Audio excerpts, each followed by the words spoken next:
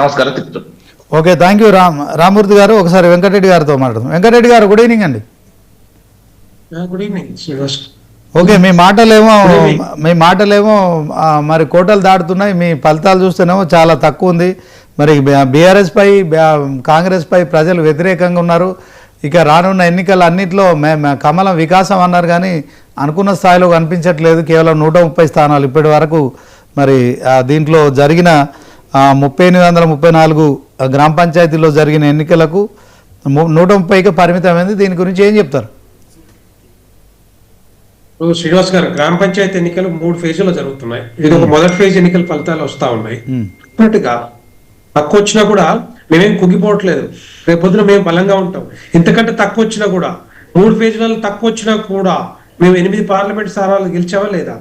మరి అభిమానం, తెలంగాణ ప్రజల అభిమానంతో కదా ఓటేసి గెలిపించారు కదా 8 మంది పార్లమెంటు అభ్యర్థుల్ని. తర్వాత 8 అసెంబ్లీ స్థానాలు కూడా గెలిచాం. మరి అప్పుడు ఊహించలేదు కదా ఎవరు కూడా. అప్పుడు కాంగ్రెస్ పార్టీకి ఎన్ని వచ్చినాయి, బీఆర్ఎస్ పార్టీకి ఎన్ని వచ్చినాయి, భారతీయ జనతా పార్టీకి ఎన్ని వచ్చినాయి 2019 ఎన్నికల్లో.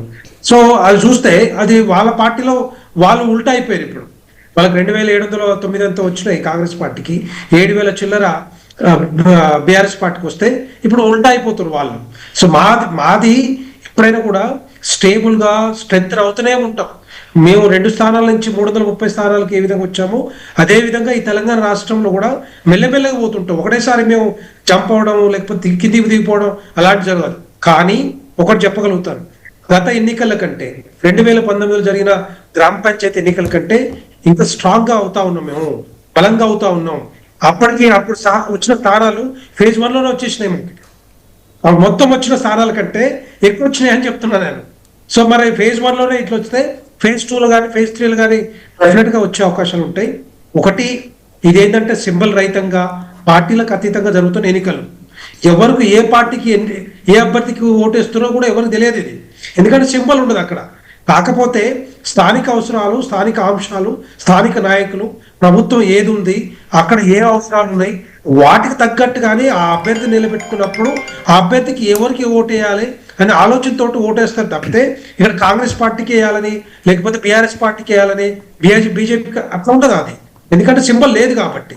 రెండో పాయింట్ ఏంటంటే, రెండో అంశం ఏంటంటే, బీఆర్ఎస్ లో గెలిచినా లేకపోతే ఇంకొక పార్టీలు గెలిచినా కూడా ప్రభుత్వంలో ఎవరుంటే వాళ్ళ కోసమే, వాళ్ళు మళ్ళీ గెలిచిన అభ్యర్థులు కూడా మారే అవకాశాలు ఉంటాయి.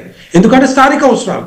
రేపొద్దున ప్రభుత్వంలో ఉన్న పార్టీకి మనం ఉంటే దాంట్లో జాయిన్ అవుతే రేపొద్దున మన అవసరాలు కూడా వస్తాయని చెప్పి ఆలోచనతోటి అప్పుడు జరిగింది. 2019లో అట్లాగే జరిగింది.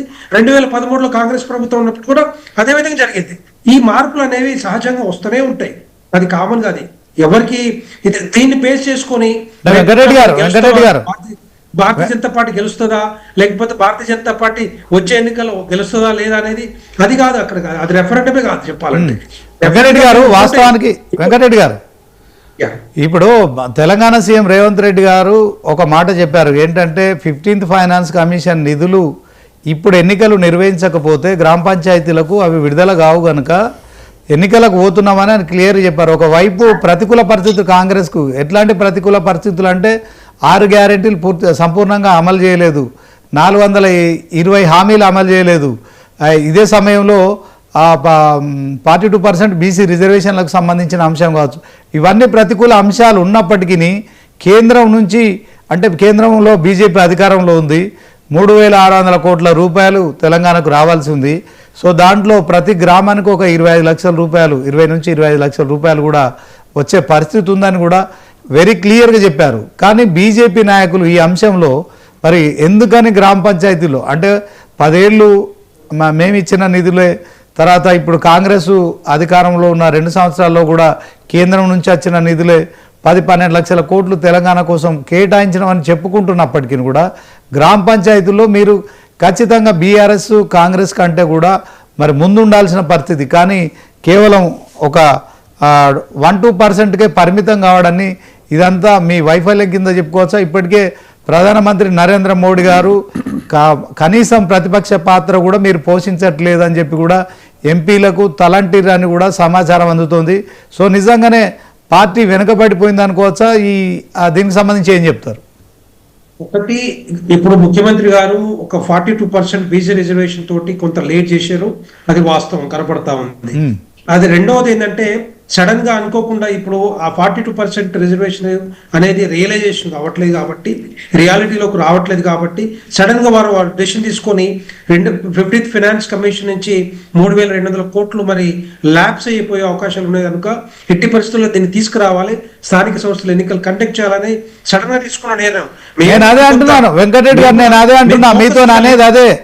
మీరే డబ్బులు ఇస్తున్నారు, కేంద్రంలో ఉన్న సర్కారే ఇస్తున్నది, అయినప్పటికీ కూడా మీరు రాష్ట్రంలో ఉన్న మీరు పంచాయతీ ఎన్నికలకు సంబంధించి నిధులు మీ ద్వారానే వచ్చే పరిస్థితి.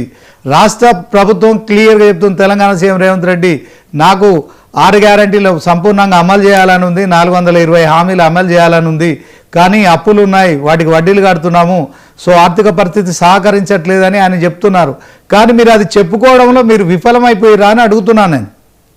అదే నేనేమంటున్నా, ఇది పార్టీలకు అతీతంగా జరుగుతా ఉంది. రెండవది పార్టీలకు అతీతంగానే మీరు చెప్పడానికి లేదండి, ఖచ్చితంగా మద్దతుతో జరుగుతుంది.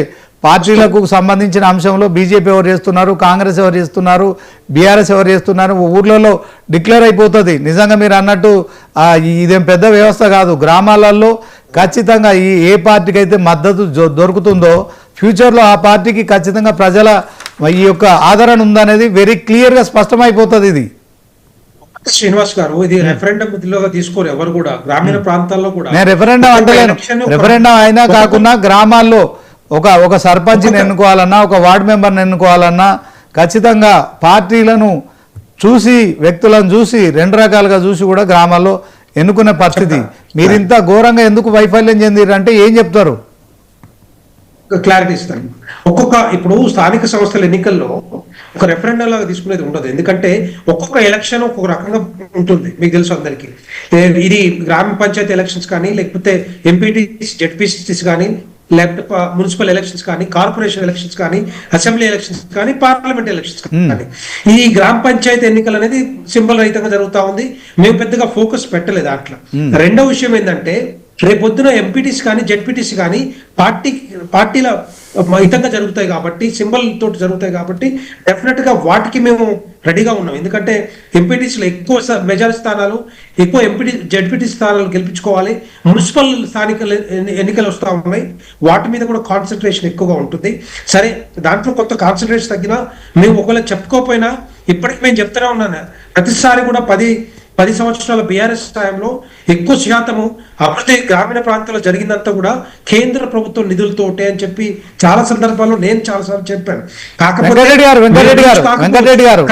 మీరు రెండు ఎంపీ స్థానాలు గెలుచుకొని అదే క్రమంలో మీరు 302 కూడా గెలుచుకున్నారు, ఓకే. కానీ తెలంగాణలో 8 మంది ఎంపీలను 8 మంది ఎమ్మెల్యేలను గెలిపించినప్పటికీ కూడా బీజేపీ రాష్ట్రానికి ఏం చేయట్లేదు, బీజేపీతో ఇంకేం కాదని ప్రజలు డిసైడ్ అయ్యారంటారా? లేదు. ఒకవేళ నిజంగానే అదే మాట కరెక్ట్ అయితే మరి అంత ముందు జరిగిన ఎన్నికల్లో పార్లమెంట్ స్థానాలు ఎన్ని వచ్చినాయి? అదే అంటున్నా, 8 మందిని గెలిపించడం, ఎమ్మెల్యేలను 8 మంది ఎంపీలను గెలిపించడం. అదే చెప్తున్నాను, అప్పుడు తగ్గినా కూడా అప్పుడు కూడా చేయలేదని చెప్పి అట్లా కూడా బ్లేమ్ చేయడానికి ప్రయత్నం చేశారు. అయినా కూడా మేము పార్లమెంట్ స్థానాలు దానికి డబ్బులు గెలిచినాం కదా, 4ని 8 గెలిచేసుకున్నాం మేము. అట్లాగే 4 అసెంబ్లీ స్థానాలు ఉంటే 8 అసెంబ్లీ స్థానాలు గెలుచుకున్నాం, 3 ఎమ్మెల్సీలు కూడా గెలుచుకున్నాం. దీనికి కాదు ఇది ముఖ్యం కాదు. ఏంటంటే అక్కడ ఇప్పుడైతే గ్రామ పంచాయతీ ఎన్నికలు జరుగుతా ఉన్నాయో స్థానిక అంశాలు చాలా. శ్రీనివాస్ గారు ఒక్క నిమిషం ఒకటే మాట నేను ఏమంటున్నా, ఇప్పుడు ప్రభుత్వం కాంగ్రెస్ పార్టీ ప్రభుత్వం ఉంది, అక్కడ ప్రభుత్వం దగ్గర పైసలు ఉన్నాయి, వాళ్ళు ఏమైనా పైసలు పంచుకున్నాయి, లేకపోతే వీళ్ళు పెట్టుకోవాలి, వాళ్ళని గెలిపించుకోవాలని ఆలోచన ఉంటది. కానీ భారతీయ జనతా పార్టీ పైసలు ఇచ్చి రేపొద్దున ఓట్లు గెలిపించుకునే పరిస్థితి లేదు. మేము ఒకటి చూస్తాం, అభివృద్ధి సంక్షేమ పథకాలు, ఈ రెండింటి మీదనే మేము వస్తాం. ఎంతసేపు ఉన్నా కూడా భారతదేశం అంతా గెలుస్తా ఉన్నాం. ఇప్పుడు ఎక్కడ కూడా గెలిచినా కూడా ఇదే విషయం, ఆ అంశాలు తీసుకుంటే తప్పితే రేపొద్దున మేము అది చేసే అవకాశాలు ఉండవు. కాంగ్రెస్ పార్టీ ఇప్పుడు స్థానిక సంస్థల ఎన్నికల్లో ఏ ప్రభుత్వం అధికారంలో ఉంటే ఆ ప్రభుత్వానికే ఆ పార్టీకే స్థానిక సంస్థల్లో ఎక్కువ సీట్లు వచ్చే అవకాశాలు ఉంటాయి, అందరికి తెలుసు అది. దానికి ఎందుకంటే ఎమ్మెల్యేలు ఉంటారు, ఎంపీలు ఉంటారు, మంత్రులు వాళ్ళకి సపోర్ట్ గా ఉంటారు. అంటే రాష్ట్ర ప్రభుత్వం నిధులుస్తుంది కనుక అధికార పార్టీకి సంబంధించి ఈ యొక్క ప్రజలు మద్దతు ఇస్తారని చెప్తున్నారు. ఓకే, అదే క్రమంలో మీరు కేంద్రం నుంచి కూడా డబ్బులు ఇస్తున్నారు కదా, దాన్ని మీరు క్యాచ్ చేసుకోలేరా అంటున్నా. డెఫినెట్ గా ఇప్పుడు ఈ రోజు వచ్చినది ఫస్ట్ ఫేజ్ ఎన్నికల results. Second phase, third phase ఉన్నాయి. థర్డ్ ఫేజ్ తర్వాత మళ్ళీ మాట్లాడుకుందాం ఎన్ని స్థానాలు గెలుచుకుంటది భారతీయ జనతా పార్టీ. వెంకరెడ్డి గారు ఇప్పుడు కాంగ్రెస్ ఎక్కువ స్థానాలు గెలుచుకుంది, సెకండ్ థర్డ్ లో కూడా ఆ జోరు కొనసాగుతుంది. ఎందుకంటే అరే నీ ఫస్ట్ ఫేజ్ లో ప్రజలు ఖచ్చితంగా మరి కాంగ్రెస్కి ఎందుకు ఓటేసిరు అని చెప్పి ఇంకా రెండో దఫాలో కూడా అదే ఆలోచనతో ఉంటారు. ఇక దాంట్లో కూడా కాంగ్రెస్ హవా కొనసాగుతుంది. సో ఒకసారి చరణ్ గారు చెప్పండి, మొత్తానికి ఫస్ట్ ఫేజ్లోనే